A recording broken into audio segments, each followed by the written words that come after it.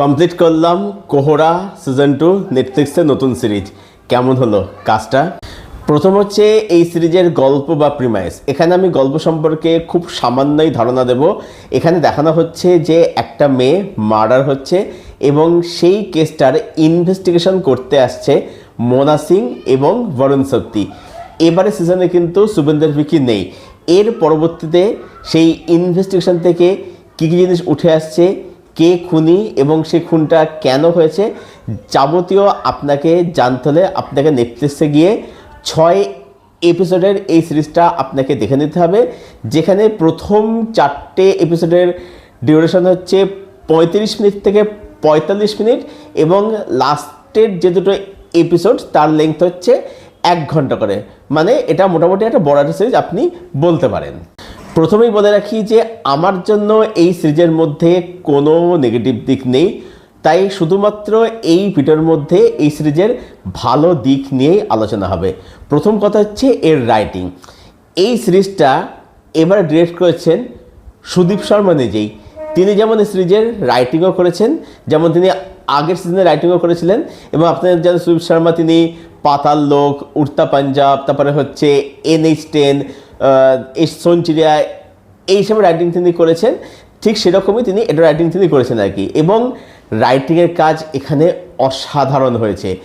এই সিরিজটা যখন আপনি দেখা শুরু করবেন, ইনিশিয়ালি আপনার হয়তো মনে হতে পারে যে কোথাও গিয়ে এটা হয়তো একটা নর্মাল ইনভেস্টিগেটিভ থ্রিলার সিরিজ হতে চলেছে, বাট সিরিজটা যখন আপনি মানে আরও ভিতরে ঢুকবেন, ঠিক আছে, মানে ব্যাপারটা হচ্ছে অনেকটা বলতে পারেন যে পেঁয়াজের খোসা ছাড়ানোর মতো। মানে এত স্তর আছে, এত লেয়ার আছে, ঠিক আছে, নুয়ান্স রয়েছে। এই সিরিজটা এটা একটা স্লো বার্ন সিরিজ, হ্যাঁ, কিন্তু সিরিজটা ভীষণ এনগেজিং। দেখুন, স্লো বার্ন সিরিজ মানে যে সেটা যে খুব বোরিং তা কিন্তু নয়, খুব এনগেজিং সিরিজ। এই সিরিজটাকে যখন আপনি দেখবেন, এটাকে শুধুমাত্র একটা ইনভেস্টিগেশন থ্রিলার হিসেবে দেখলে কিন্তু হবে না।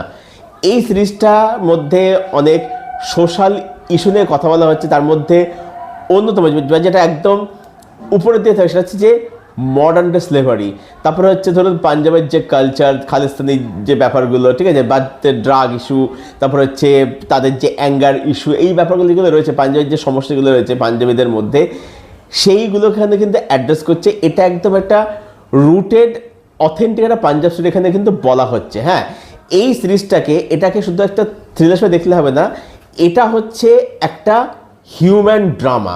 যদি আপনি ভালো করে দেখেন, এখানে ক্যারেক্টারগুলো এত ভালো করে লেখা হয়েছে। এটা হচ্ছে একটা ক্যারেক্টার স্টাডি। দেখবেন এখানে বরুণ সপ্তি বা মোনা সিং, তাদের জীবনেও কিন্তু নানা রকম ক্রাইসিস সমস্যা রয়েছে। এইবার আমরা একটা বিষয় দেখতে পাই যে ধরুন যে প্রোটাগনিস্ট, তার একটা ক্রাইসিস দেওয়া হয়, বাট সেই ক্রাইসিস বা সেই ট্র্যাকটা সেটা কখনোই না মেন যে ধরুন ন্যারেটিভ, মূল যে ন্যারেটিভ তার সাথে কোথাও কিন্তু যায় না। মানে ওটা একটা আলাদা ট্র্যাক হিসাবে চলতে হয়। কিন্তু এইখানে এই যে মিশ্রণটা, এটাকে এত বিউটিফুল দেখেছে, দারুণ। এবং একদম শেষে গিয়ে ক্লাইম্যাক্সে গিয়ে যখন কিলার রিভিল হচ্ছে এবং তার রেজাল্ট হচ্ছে রিভিল হচ্ছে যখন, ঠিক আছে, তারও কিন্তু দিক কিন্তু রয়েছে, ঠিক আছে, মানে সেই কারণটা কিন্তু মানে আপনি ডিনাই করতে পারবেন না আর কি, ঠিক আছে, তো সেটাও কিন্তু রয়েছে আর কি।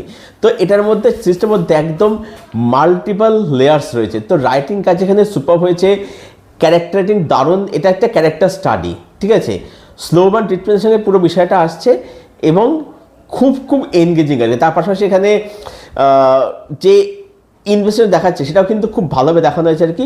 তো রাইটিংটা এখানে বললে খুব ব্যালেন্সভাবে রাইটিং এখানে করা হয়েছে আর কি। নেক্সট হচ্ছে বলতে এখানে পারফরমেন্স। এখানে মোনা সিংয়ের কাজ জাস্ট আউটস্ট্যান্ডিং হয়েছে। তিনি এই মানে ক্যারেক্টারটা অসাধারণভাবে প্লে করেছেন। একই কথা বলতে হচ্ছে বরুণ সপ্তির ক্ষেত্রে। বরুণ সপ্তি, তাকে আমরা অসুর থেকেই চিনেছি, এখানেও তার কাজ কিন্তু দেখবার মতো। খুবই আন্ডাররেটেড একজন অভিনেতা, একজন দারুণ কাজ করেছে। মোনা সিংকে একদম যাকে বলে যোগ্য সঙ্গত দিয়েছে। এছাড়াও এখানে যারা সাপোর্টিং রোল যারা প্লে করছে, তারাও তাদের জায়গায় বলবো যে খুব ভালো কাজ করেছে। এখানে ছোট চরিত্রগুলো, সেই ক্যারেক্টারগুলো আপনি দেখবেন যে কত ভালো করে লেখা এবং তারা প্রত্যেকে কি দারুণ পারফরমেন্স ডেলিভার করেছে। সিরিজটা টেকনিক্যালি খুব ওয়েল মেড। মানে যেটা আমি বললাম যে এটা হচ্ছে একটা রুটেড অথেন্টিক পাঞ্জাব স্টাইল দেখানো হচ্ছে। এর লুক অ্যান্ড ফিল বলুন, কালার গ্রেডগুলো, মেকিং, ক্যামেরা, সব কিছু টপ নচ। টেকনিক্যালিটা ভেরি ভেরি বলে ব্রিলিয়ান্ট একদম আর কি। এখানে আপনাদেরকে বলি যে আমরা বলিউডের বিভিন্ন সিনেমা দেখে আমাদের পাঞ্জাব সম্পর্কে একটা ধারণা, সেটা হচ্ছে যে পাঞ্জাবি মানে তার সবসময় ওই কাকে, ওই পপে, ওই বলে বলে, ঠিক আছে, বা ওই লস্যি লেওয়া, ঠিক আছে, এসব বলে। তারা সবসময় লস্যি খাচ্ছে, তারা সবসময় খুব মানে মস্তিতে মজায় রয়েছে আর কি। কিন্তু একদমই সেটা নয়। পাঞ্জাব আমি নিজে ঘুরে এসেছি, ঠিক আছে। 2022 আমরা পাঞ্জাব ট্যুর করতে গেছিলাম আর কি।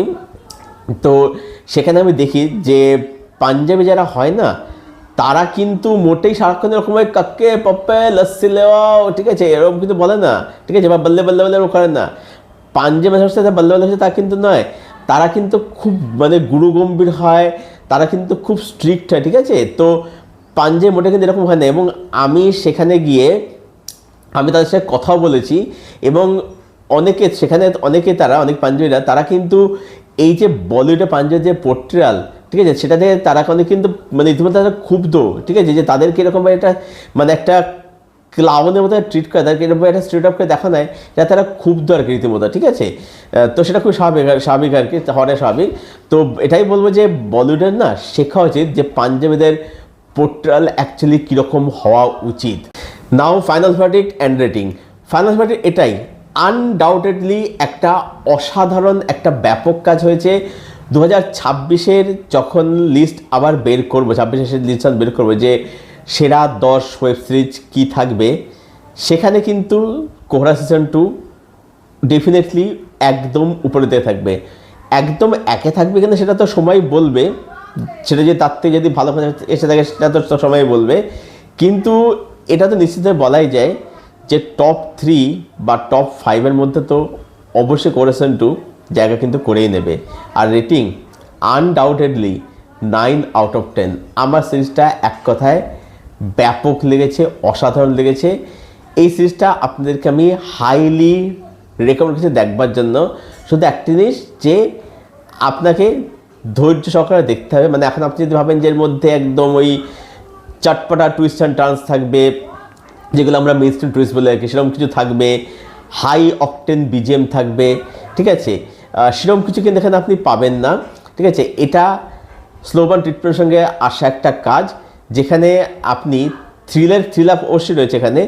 থ্রিলারের পাশাপাশি একটা ইনভেস্টিগেটিভ থ্রিলার বা ড্রামার পাশাপাশি আপনি এখানে একটা সোশ্যাল ড্রামা দেখতে পাচ্ছেন, আপনি এখানে একটা ক্যারেক্টার স্টাডি দেখতে পাচ্ছেন, হিউম্যান ড্রামা দেখতে পাচ্ছেন, সমাজের একটা অন্ধকার দেখবেন এখানে দেখতে পাচ্ছেন, জেনারেশনকে এগুলো দেখতে পাচ্ছেন আর কি, মডার্ন স্লেভারি এইসব জিনিসকে এখানে তুলে ধরা হচ্ছে। তো খুব লেয়ার্ড, খুব নুয়ান্স একটা কাজ, অসাধারণ একটা কাজ।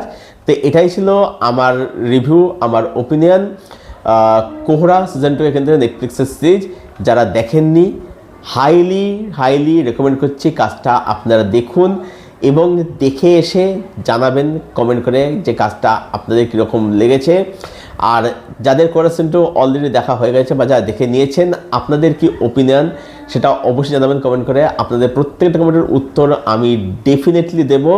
আর এই ভিডিওটা ভালো লাগলে ভিডিওটাকে অবশ্যই লাইক করবেন, শেয়ার করবেন, আর সিনেগানি চ্যানেলটাকে কিন্তু আপনারা অবশ্যই সাবস্ক্রাইব করবেন। তো চলুন ভিডিও এখানে শেষ করছি, দেখা হচ্ছে খুব শীঘ্রই আপনাদের সঙ্গে একটা নতুন কোনো ভিডিওতে।